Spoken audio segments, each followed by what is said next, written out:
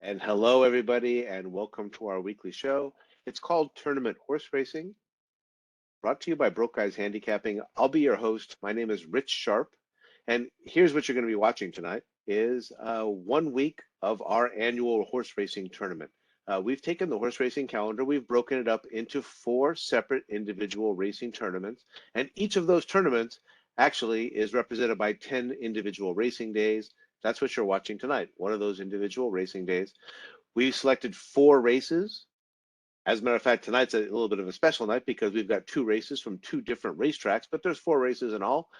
And all we're measuring is who wins the most money. The horse player who wins the most money wins that racing day. Again, we've got 10 racing days, and the tournament includes all 10 of those racing days. So whichever horse player wins the most money wins that tournament. Believe it or not, we've actually got 4 tournaments throughout the year, and we have a year-end champion as well. That's the person who wins the most money throughout the entire year. And that's how the tournament works. And without me rambling on here, let me go ahead and introduce you to our horse players. They are in no particular order, located just to my north. He's a good friend of mine. We hang out together, but he's also our newest horse player on the show. Don't let that fool you. Steve's pretty successful. He's won a few of our tournaments. Steve Newsom, how are you doing tonight, my friend? Not bad, not bad. Just got a nice clean out this week, so we'll see what the weekend brings. All right, cool. All right, I'm going to shift and I'm going to go all the way across the country. As a matter of fact, it's a little bit how we're going to do the tournament tonight. I'm going to go all the way across the country to my good friend Ray Torado. He lives in Staten Island, New York. Ray, how's it going, bud? Doing good. Good to see you guys. Yeah, it's always a pleasure to see you, man. Mm. Last but not least, another friend of mine. He's our final horse player on tonight's show, and he's located just a little bit to the south of me. He lives in Temecula, California. Joe English. Where were you this afternoon? The Del Mar Thoroughbred Club. Yeah. So if the question was which one of us had the best afternoon, that guy did. It was Joe. That certainly wasn't me. I was gonna say, Steve, It wasn't me. you gave us too much. It was TMI for me. At least for, I mean, we can talk about it off the air, but on the air that was TMI. All right. So I always have a disclaimer for the 4 of us before we go ahead and get into our horse racing tonight, and that is that the 4 horse players that you're going to watch tonight, we're all just friends. We're all horse players. We love the game, and that's what you're watching tonight on our show. We are not a touting service by any means, and we are most certainly not selling these picks. We're just 4 horse players who like to get together on a weekly basis and enjoy ourselves. We actually compete against each other for prizes. Some of them are on the shelves behind me. There's actually a couple that haven't been given out yet as for part of this tournament. But that being said, let's go ahead and move along. I'll show you what happened last week on tournament horse racing here with Broke Guys Handicapping. Share my screen. Guys, let me know if you can actually see my screen. Yes, we can see. All right, here we go. And we are taking a look at what happened last week at Monmouth Park in New Jersey, out in Ray's backyard. Begrudgingly, I will give this one to Steven Newsom, $29.20. He wins it going away, passes me, Ray, Joe, all going on a little bit lower there. The reason I say begrudgingly was I love Cyberknife. I actually hit him in the win bet and just took to buy as far as our show was concerned. So Steve takes the win with $29.20. Put the mark for Steve in the win column. I believe we have had 3 weeks this year, and we have had 3 different champions. Joe took the opening tournament at Belmont Derby and Belmont Oaks Day. I followed up with the win at Saratoga, and now Steve has taken Monmouth. You'll be watching tonight one of our 2 split shows for the entire year. That's going to involve 2 races at Saratoga. One will be the Jim Dandy Stakes, and one's going to be the Alfred Vanderbilt Handicap. And then at Del Mar, you'll see the Bing Crosby and the San Diego Stakes for the handicappers tonight.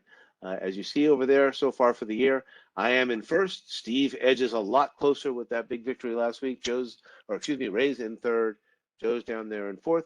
The wins are only in the event of a tie. So if we tie financially, the wins will actually determine who takes that tournament.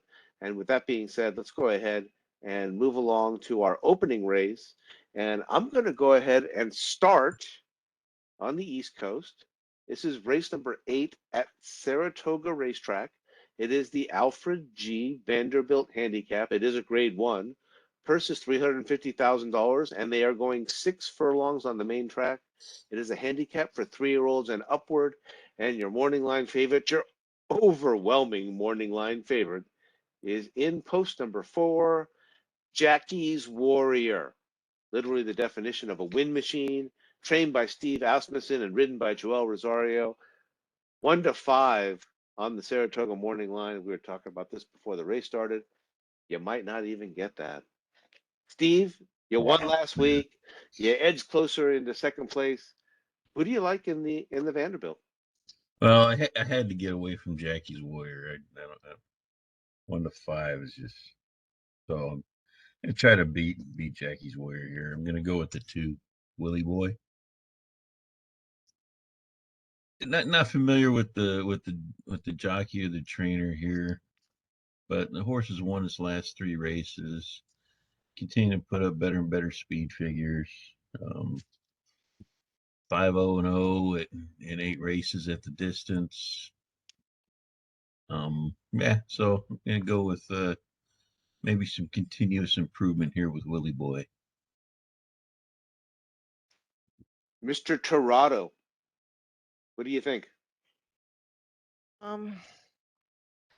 Yeah, I had trouble. I mean, I'm not saying I had trouble with this race. Obviously, Jackie's always Yeah, great horse from 1-5. yeah, I mean, yeah. I think we know there's who's gonna be going to win. people with there's gonna be people with suitcases betting if there's any place or show betting there, betting there, trying to make a nickel and a dollar, which is better than the market these days. But um, you know what? In a tournament like this, I mean, even if he wins, you're gonna get your 220, 210, $4. You know, it's something, you know. But I'm gonna take a shot here again. Also, it's out only because it's Saratoga. I know it's a graveyard of favorites, and I've seen big horses go down, and it's Saratoga, and that's just how it is for me. I'm gonna go with number 3, New York Traffic, with the leading rider Irad Ortiz. Maybe he could pull off a stunner. This horse has gone back to sprinting after trying last year to, basically the Triple Crown, going long, Mile and 8, the Charlestown Classic, all these long races. And, this happens a lot to horses that are, they go to 4 or 5-year-old. And he looks like he likes to sprint. I mean, he ran a couple of races, the last few. He's won them on a decent time. That's actually what, I think that's Penn National, right? 109.3, so not bad. So Yeah, I'll that's give him pretty a good. shot. The speed figures are there. Not as good as Jackie's Warrior, but you know what? If Jackie's Warrior, slips a little bit, he might be there. So you never know. And if anything, hopefully I'll collect my 210 for place. And I'll take a shot with New York Traffic with Ira and Joseph Safi. So, man, Joe? You're going, Joe. All right, Joe. Is it? Oh, is it me? Okay. Um, it's funny because this place is one of the rare handicaps because, as you see, Jackie's Warrior is carrying 127 pounds, and everybody else in the race is carrying anywhere from 116 to 121. So he's giving away weight. That being said, he'd have to run a below par race for himself in order to bring everybody into the fold here. And I'm not going to argue the race. Ray mentioned that Saratoga has the reputation of being a graveyard for favorites, but if you look at his 2 races, Jackie's Warrior's 2 races at Saratoga, the only horse that got close to him was somebody named Life is Good, who I think is pretty good. That's not bad. At least around 1 turn, he's pretty good. And then he won his other race, the Amsterdam, by 7 1/4 lengths. Um, I know I'm behind, but it's too early in the tournament to give away free money. I'll take Jackie's Warrior. If none of you guys want to, that's fine by me. Like I said, I'm behind. I need to catch up and Jack Warrior and the 1-5 path. Hey guys, Oh, well. Was Joe breaking up, or is that my Yeah, mic? I think Joe's breaking A up. little bit, yeah, tiny bit, yeah, yeah. All right, all right. Well, Oh, well, Joe, we got the majority of your spiel. It was just the last few seconds there where you started doing yep, that. yeah. You sound like your Just transmission was getting blocked a little just bit. give me Jackie's Warrior. That's all it really. I, That's all I really need to I, say. no, we got you. We got you. Phew, I was torn here in this particular race. In the end, um, I'm gonna go ahead and go with the safe choice. I will go ahead and take the 4, Jackie's Warrior. Steve, I was on the same horse as you initially all afternoon. That being Lily Boy, coming down from Gulfstream Park. Chantel Sutherland is actually a fairly good rider. She is actually showing herself to be a fairly good early gate rider as well. But that being said, this reminds me of that famous 3-point contest in the NBA with Larry Bird, where I'm assuming Jackie's Warrior is walking in wondering, okay, so who actually is going for second today? Uh, Literally the definition of a win machine. 11 for 15 lifetime, 3 for 4 at this distance, 4 for 4 at Saratoga. It's got Joel Rosario aboard, trained by Steven Asmussen. Been there, done that, has the T-shirt.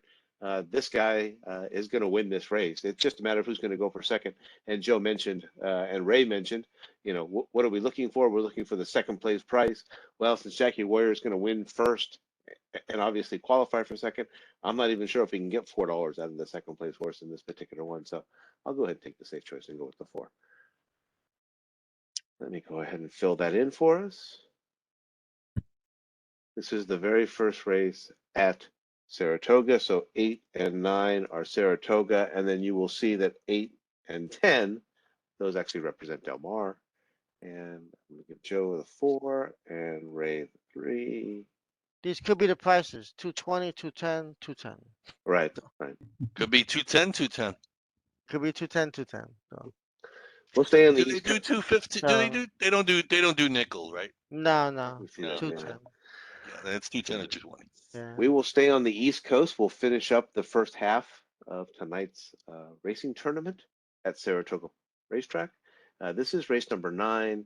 They're going 1.125 miles on the main track. This is the Jim Dandy Stakes. Purse is $600,000 for 3-year-olds only. And your morning line favorite is in post number 4.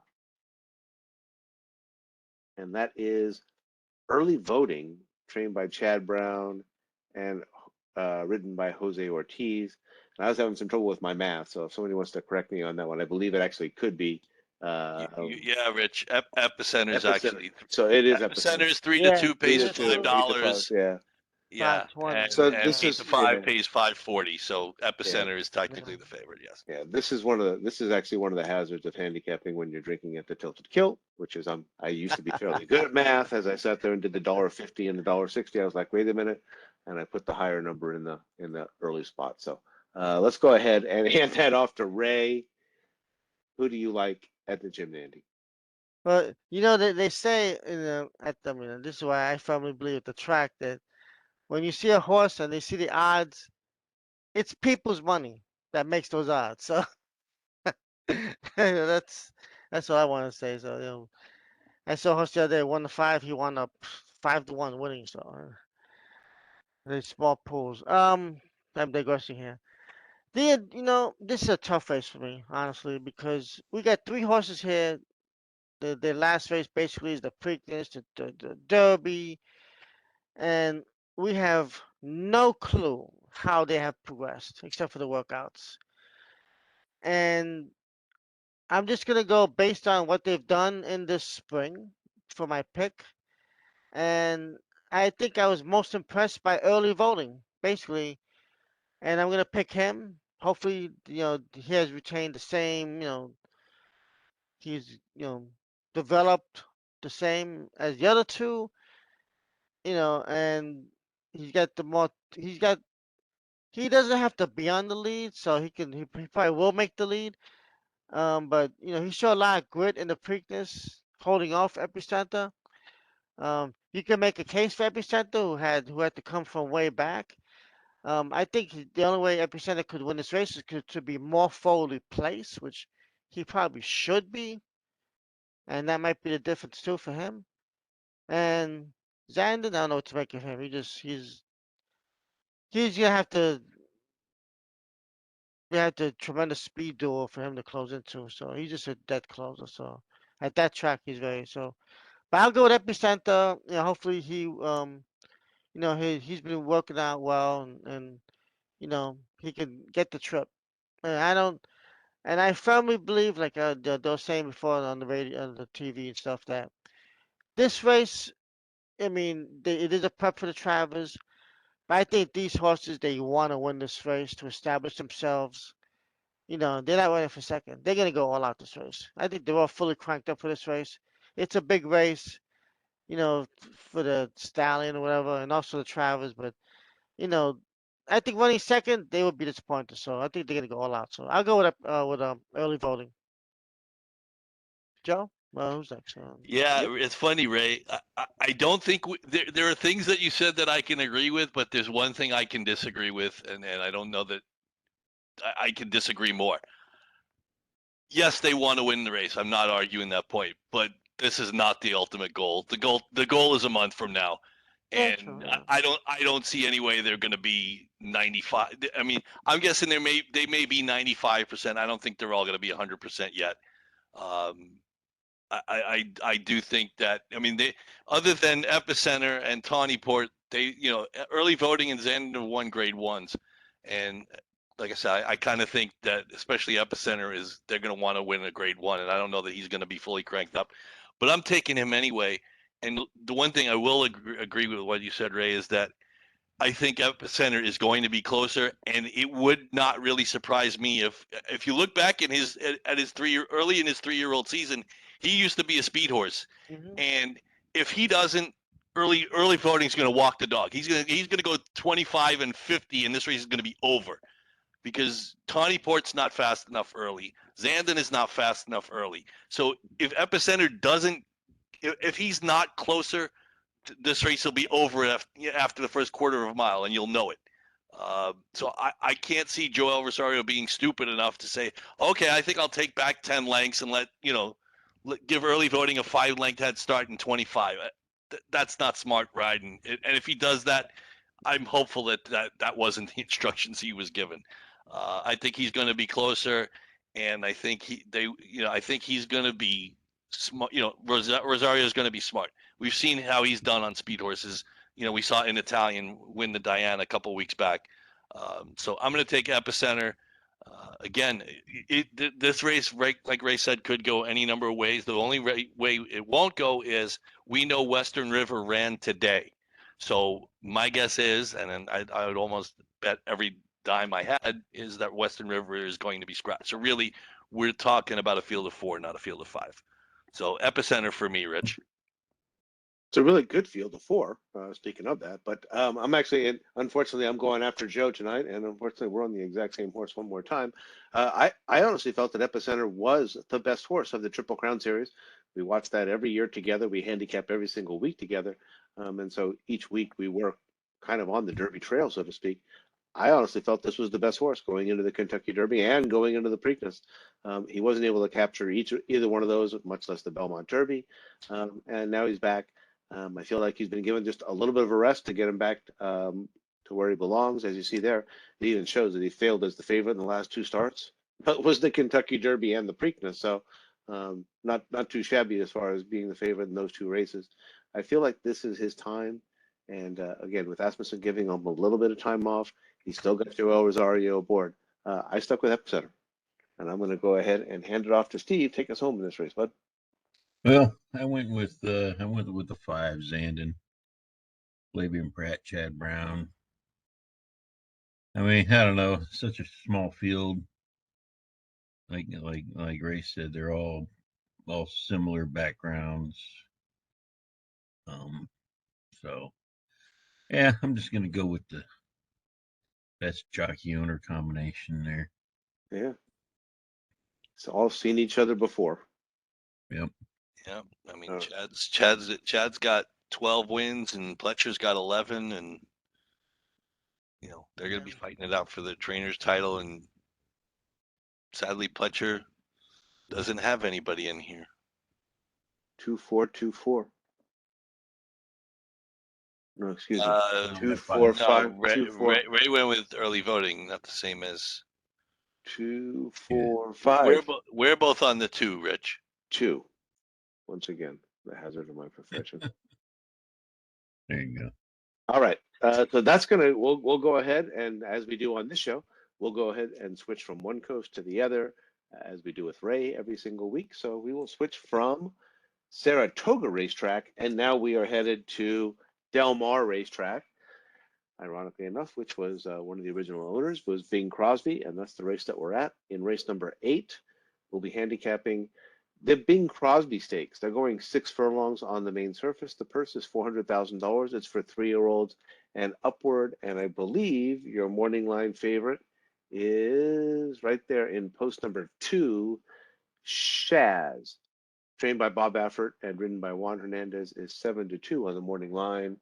And Joe, you get to go first in this race. Okay, cool. Give me the horse down on the rail, the 1, Desmond Doss, 10-1.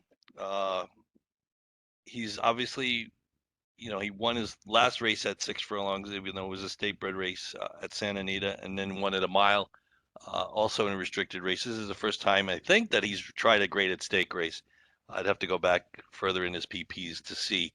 I don't think he has before, but what drew me to this horse was he drew the rail, and I think he's going to have to show more speed, like he did in the mile race, because at 6 furlongs at Del Mar, you can't really. I don't know how far from behind you can come to win this race. So I think he's going to go. And obviously, we saw at Monmouth last week that Florent Giroux is not afraid to go down inside and get through on the inside. So if somehow the hole opens, I think he's going to be able to punch through. And like I said, Florent Giroux is not going to be afraid of it. So give me the 1, Desmond Doss at 10-1 in the Bing Crosby. Rich. I would so love to tell you that I'm actually on the 1 and just keep messing with your mojo tonight, but that's finally going to end. Stay right there. That's Don't bother me. that streak has ended. It's too early for it to bother me. Yeah. No, he'll pick my I- horse. yeah. Despite the fact that the little Bob Baffert doll is sitting right behind me, I'm not going to go with Bob tonight. I'm going to go with the trained by Joseph Saffey. And Dred Van Dyke is riding him. So Drain the Clock comes in. He was a Gulfstream Park. He's more of an East. He's more of Ray's area. Had raced last year in the summertime at Saratoga, and then moved down to Gulfstream Park. Got a win and a second there at Gulfstream Park. That was so good, they went ahead and sent him over to Dubai for World Cup Day, and he raced in the Golden Shaheen, and then came right back over here in Gulfstream Park again. Showed early speed in that race, and finished 4th in a Grade 3 sprint down at Gulfstream Park. I really do like the combination there with Joseph Saffey bringing on Drayden Van Dyke to go ahead and ride for him. And I ended up staying on Drain the Clock, the 4-horse. And I am going to go ahead and hand off to Steve. Yeah, I'm going a little bit off the reservation here, I guess. I'm going with the 6. Albeit. Yeah, that's pretty See, far off the 20-1. reservation. There you go. Abel Cedillo's ridden this horse a few times and won with them, so the last 2 races the horse didn't do so well, but I don't know, maybe it'll be on a comeback here. I like the 20-1. I like those speed figures they put up a couple races back. Yeah, very nice. And one thing I noticed, I never really noticed the breeder, but it was interesting. University of Kentucky, it's a breeder. Oh yeah. I don't know how often that happens, but No, you'll see horses from that one, but yeah, they have a breeding program that's part of cool. the degree that you get there. Makes sense. All right, Ray, you're going to go ahead and finish off for us. Take us home, buddy. Wonder where they do it. On campus or now maybe in back of the buildings, huh? Yeah. Who knows? Right. Hey, no, if I had to do it all over Never again, know. then I think that might be my No. program. Won't be the lunchroom, I'll tell you right now. I was tempted to go with Drain the Clock. I know he had just some really big races last year against Jackie's Warrior, and he got speed and everything. But I went with the local horse. Actually, they just shipped it in for number 7. Let's Get Lucky. He ran a big race last time against Jackie's Warrior in the second. And they Count Fleet at Oaklawn. They freshened him up, moved to the West Coast. Yeah, he's been competitive. In the sprints. He has raced on the track. He's 3/3 at Del Mar, so he's has to improve a little bit to run against these. He's a grade 1. But I take a shot. He had a nice, race last time, and maybe found a stride the rest of them a little bit, get some good workouts. So, Tyler Bays, and Let's Get Lucky. Hopefully, he can make a trip and stay close and just stalk and make a run.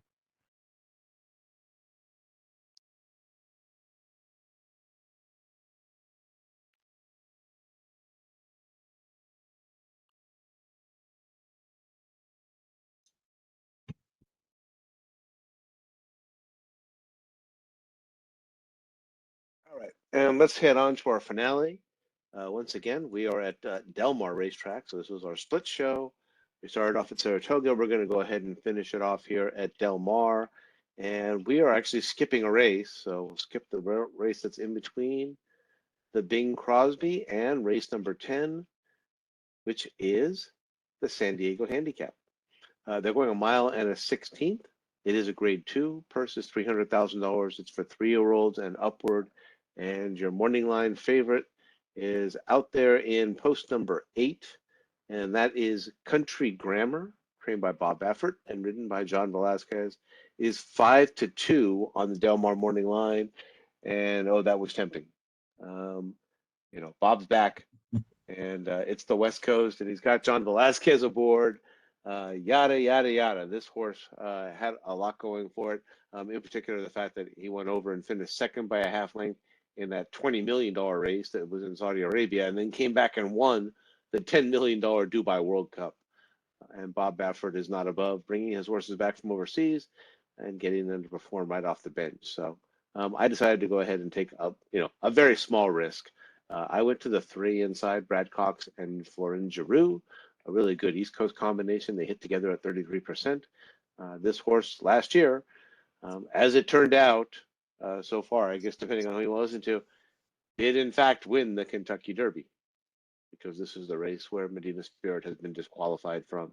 So they declared that Mandaloun is the Kentucky Derby winner.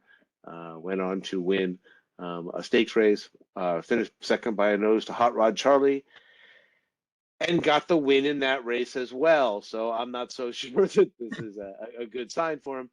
Did win at Louisiana, and I don't believe anybody got disqualified in that particular race.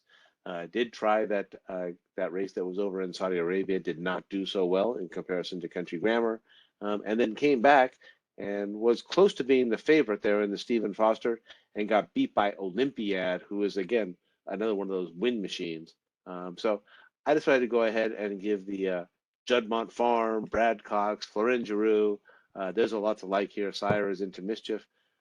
He could be one of the sensational older horses of the year if he comes off and wins this race and then moves on throughout the rest of the year. So I went with Mandaloun. All And right, we'll hand it off to up to me. Yep. All right. Yeah. So I went with the 2, the other Baffert, Defunded. Got Abel Cedillo on board again. Another pick Abel Cedillo again. But horse seems to like the shorter distance. It's been working out at 6 and 7 furlongs. So I think we might see an improvement here and take home the win. Mr. Torado.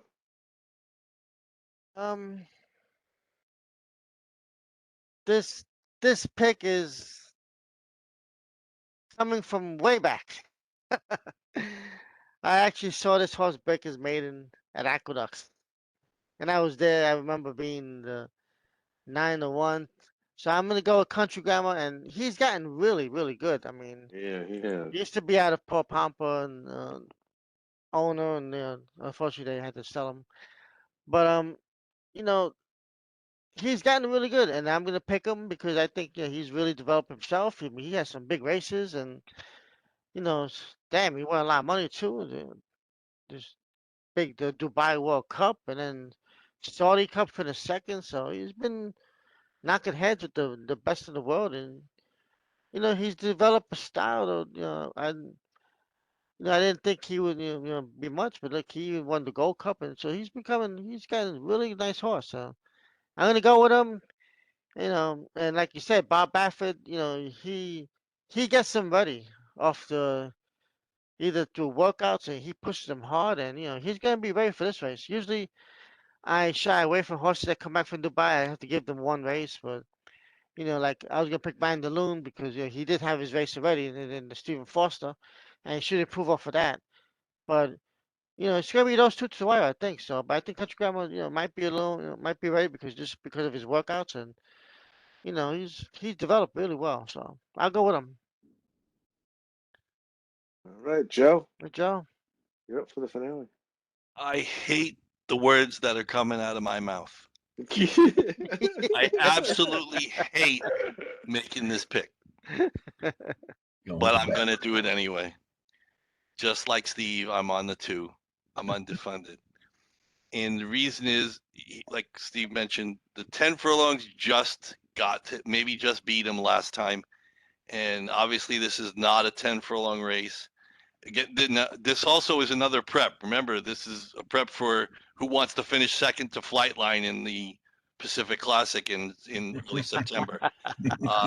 But he's got to win over the strip a while back, and he's back with his former trainer. But the one good thing about him, one of the redeeming qualities, is that he didn't run poorly for Sean McCarthy. He actually ran second in the Gold Cup and won the race before that. Some of the other horses, like Shaw's that we saw in the last race, did not run as well when certain individuals weren't around to get their hands on him. So this guy at least had showed his ability and ran well. So I'm gonna take the shot like Steve. I'll take 5-1 undefunded for I don't even want to say his name, but I'm taking him anyway. So give me the 2. And I must add that on March 6th, Defunded gave a big win for Steve. Right, Steve? Right. Oh Oh, yeah. is that what prompted Yeah. the pick? Remember? Yeah, that was the horse. Yeah, that won them the. Mm-hmm. That was Probably the. was a sprint race, if I remember correctly. Yeah. Oh, we're talking Big March win. 6th of 2021. This one back Yeah, here. yeah, March. Yeah, remember that? Yeah, 2021. Yeah, Gee. remember that? I'm like, I'm Yeah. looking at the Right, yeah. calendar. I'm like, wait a minute, he didn't run in March this Yeah, year. you got a hell of a memory, right?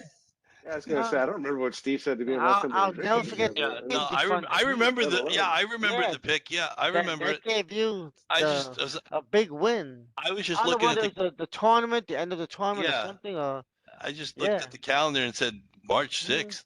I mean, yeah. no, Those are good memories. not for you, but for Steve. Yeah, Yeah. not for me.